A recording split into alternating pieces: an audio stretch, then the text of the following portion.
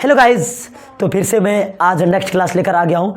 मैं पिछले क्लास में बताया था कि किस प्रकार से हम कोई भी मन नंबर हो उसको हम किस प्रकार से फ्रैक्शन में मीन्स कि पी बटे क्यू में या तो हम परिमेय संख्या में परिवर्तित करते थे और मैंने बताया था और 3 क्वेश्चन दिया था।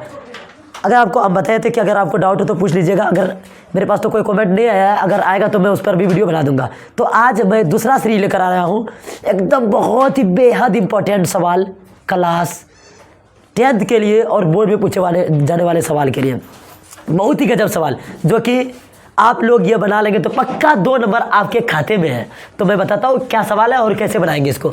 लिखा हुआ है कि अभाज्य गुणनखंड विधि से 8, 9 और 25 का मौसौ मीन्स महत्तम समापवर्तक और लौसौ मीन्स लघुत्तम समापवर्तक निकाला है। बहुत आसान सवाल है, लेकिन ये क्लास 4, 5 में अच्छी तरह से बताया गया है, लेकिन इसको क्लास 10th के बोर्ड में नहीं पूछता और हमारे चैप्टर नंबर 1 में भी है इसके बारे में। तो इसको मैं समझाता हूँ किस प्रकार से बनाएगा। अगर इसको अच्छी तरह से समझ लेते हैं तो पक्का 2 नंबर का पूछेगा ही पूछेगा, एकदम मोस्ट इंपॉर्टेंट है, मतलब MI। तो चलो इसको बनाएंगे कैसे उसके बाद देंगे। यहाँ बोला अभाज्य गुणनखंड। अभाज्य गुणनखंड क्या होता है सबसे पहले बता दो। अभाज्य संख्या क्या है? अभाज्य संख्या दोस्तों ये होता है, मैं समझाता हूँ पहले। अभाज्य संख्या,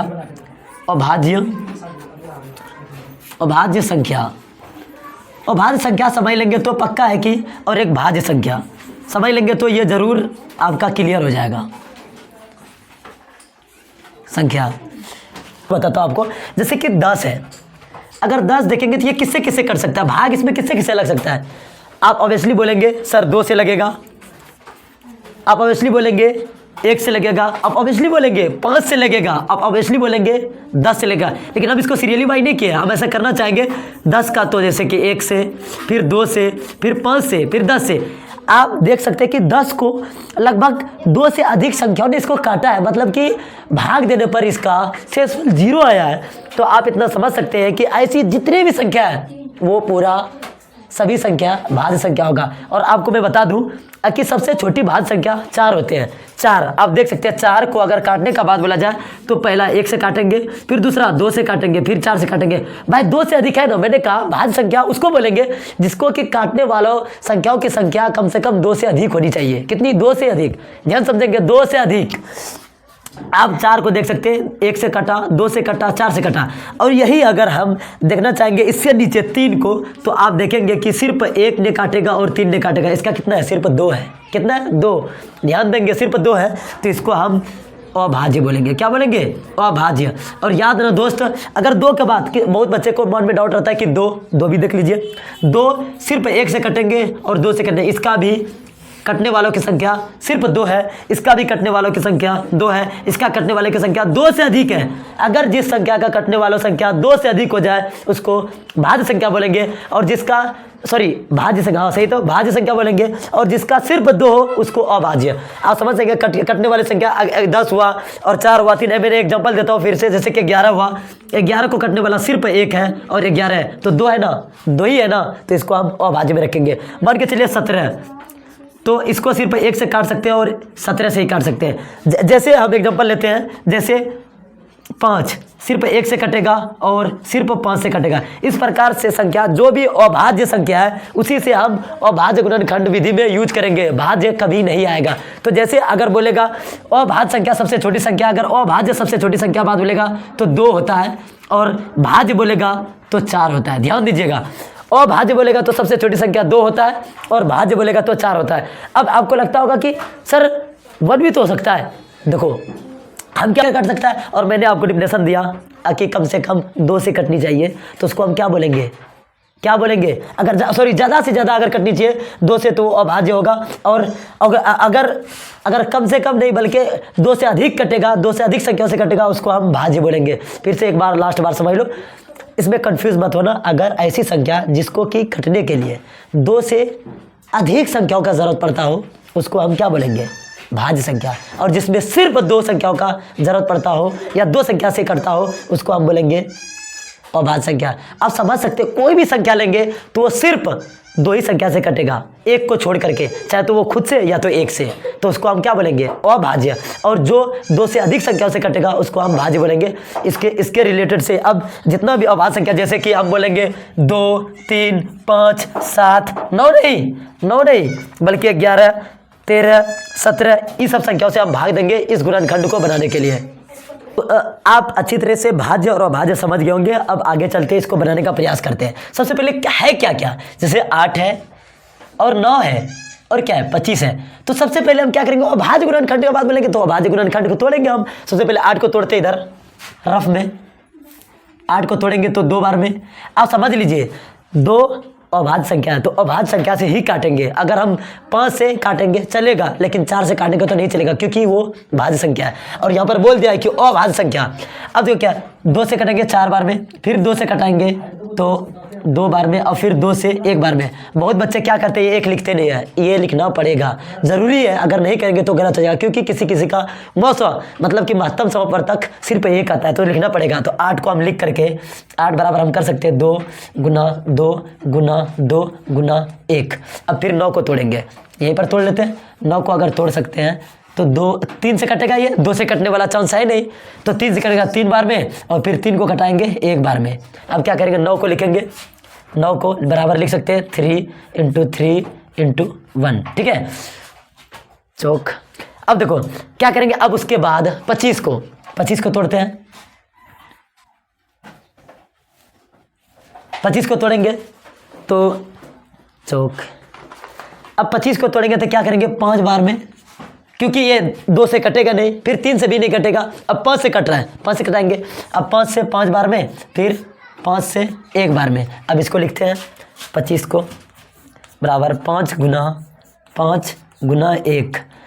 अब देखिए क्या निकालेंगे हम, पहले मौ 100 निकालने के लिए बोल रहा है तो मौ 100 निकालते हैं। मौ 100 किसका निकालना है, 8 का, फिर 9 का और फिर 25 का। ध्यान से समझो, कोई बड़ी बात नहीं है, हड़बड़ नहीं, आराम आराम समझो। अगर समझ जाएंगे एक तो हजारों आप बना सकते हैं, अगर नहीं समझेंगे तो कुछ भी नहीं हो सकता। देखो क्या करेंगे हम, अब इसमें देखो कि कॉमन मिल क्या क्या रहा है।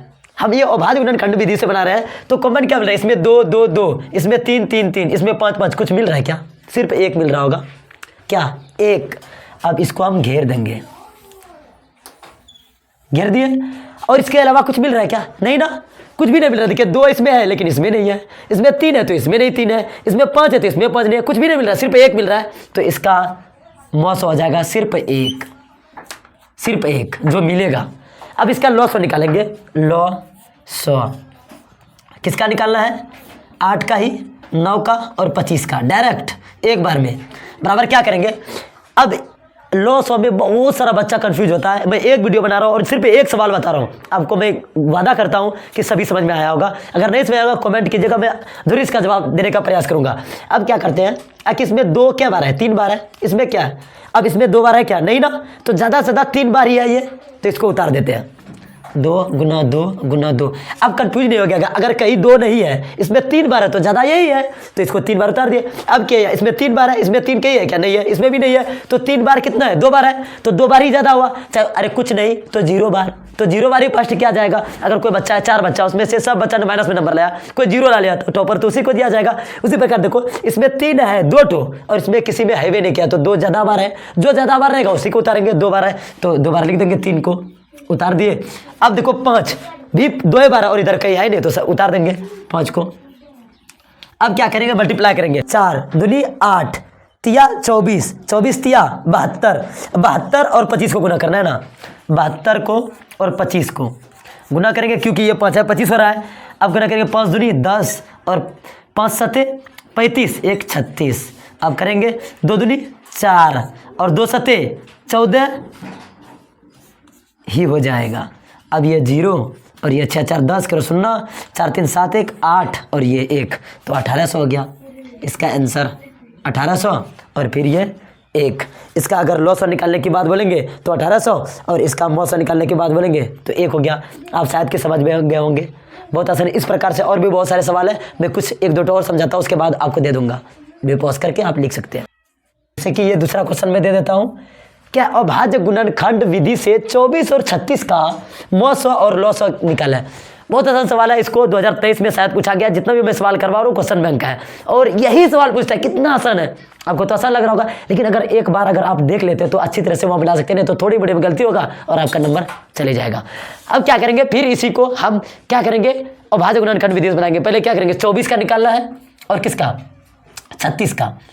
अब पहले 24 को तोड़ेंगे यहाँ पर किससे, अभाज्य गुणनखंड विधि से। अभाज्य गुणन विधि पता है आपको कि जो अभाज्य गुणनखंड संख्या अभाज्य संख्या क्या है, 2 है, 4 है, नहीं है बल्कि 3 है, और 5 है, और क्या है 7 है, 9 नहीं है, 11 है, 13 है, 17 है, 19 है, और भी आगे जाके 29 है, बहुत सारा है। तो इसको तोड़ते हैं। सबसे पहले क्या करेंगे, 2 से तोड़ेंगे तो 12 बार में, फिर 2 से तोड़ेंगे 6 बार में, फिर 2 से तोड़ेंगे 3 बार में, फिर 3 से तोड़ेंगे 1 बार में। मैं फिर से कह रहा हूँ कि एक छोड़ना नहीं है, अगर एक छोड़ेंगे तो आपका आंसर नहीं आएगा। मैं क्या करूँगा, अब 24 को अब लिखते हैं बराबर करके, 2 गुना 2 गुना 2 गुना 3 गुना 1 लिख दिया। इसी को मैं बाहरी परत को लिख देता हूँ, फिर 36 को तोड़ता हूँ और इसी तरह तोड़ना है। 36 को तोड़ेंगे तो क्या करेंगे, अब पहले 2 से लगेगा 18 बार में, फिर 2 से लगेगा कितना बार में, 9 बार में, फिर 3 से लगेगा 3 बार में, फिर 3 से लगेगा 1 बार में। अब इसको लिखते हैं 36 को। 36 को जैसे लिखेंगे तो क्या करेंगे, 2 गुना 2 गुना 3 गुना 3 गुना 1। अब क्या करेंगे, हम निकाल रहे हैं पहले मौसवा। क्या निकालेंगे, मौसवा। मौसो किसका, 24 और 36 का। अब देखेंगे मिलता क्या क्या है इसमें। देखिए 2 मिल रहा है, यहाँ पर 2 घेरा लगा दो, यहाँ पर भी 2, यहाँ पर भी 2 घेरा लगा दो। अब देखो यहाँ पर 2 है लेकिन यहाँ पर 3 है, तो 3 3 तो मिल रहा है ना भाई, तो 3 3 लगा दो घेरा। अब 1 1 मिल रहा है ना, 1 1 भी घेरा लगा दो। अब क्या करेंगे, जो जो मिला सबको मल्टीप्लाई कर देंगे। हम क्या करेंगे, ये 2 है, एक बार 2 लिख देंगे, फिर ये 2 है 2 लिख देंगे, फिर ये 3 मिला 3 लिख देंगे, और ये 1 लिख देंगे। अब इसको मल्टीप्लाई कर दो, 2 दूनी 4 तिया 12 गुना 1 करेंगे तो 12 आएगा। अब ये निकल गया मौसो। अब निकालना है क्या, लॉसो। जब लॉसो हम निकालेंगे तो क्या करेंगे, फिर से 24 का और 36 का। आप देखिए लिखने का सिस्टमेटिक तरीका क्या है, आप समझ लीजिए। सेम इसी तरह लिखना है, आपका नंबर एक भी नहीं कटेगा। मैं सिस्टमेटिक वे में रफ कर रहा हूँ, आराम से लिख रहा हूँ। अब क्या करेंगे, इसका निकालने का मैं क्या तरीका बताया हूँ कि इसमें देखिए 2 1 2 3 बार है, और इसमें क्या 2 बार है, तो ज़्यादा क्या 3 बार रहा है तो 3 बार उतार दो। 2 गुना 2 गुना 2 कर दिए, कोई दिक्कत। अब ये 2 को नहीं उतारेंगे क्योंकि 3 बार उतार चुके हैं। अब इसमें 3 बार 3 1 बार है, इसमें कितना बार है, 2 बार है, तो ये ज़्यादा बार है तो 2 बार उतार दो। और भाई 1 बार उतारे गुना करने में, ना उतारे बात बराबर है। अब क्या करेंगे, हम करेंगे 2 दूनी 4 दूनी 8 तिया 24 तिया 72। यही हो गया आंसर। शायद कि आपको बहुत अच्छा से समझ में आएगा। मैं जितना भी कल भी आऊँगा, नेक्स्ट बार बार वीडियो लेकर आऊँगा, और आप अगर चाहे तो मेरे चैनल से जुड़ सकते हैं। और चैनल को सब्सक्राइब करना इसलिए क्योंकि आप अगर क्वेश्चन बैंक का सॉल्यूशन करना चाहते हो और 2024 में एग्जाम देने वाले मैट्रिक का एकदम BVI मैं वही करा रहा हूँ जो कि आने वाला है बिहार बोर्ड के लिए एकदम मोस्ट इंपॉर्टेंट है। तो मिलते हैं फिर किसी नेक्स्ट क्लास में मैथ के लिए, ठीक है, बाय बाय।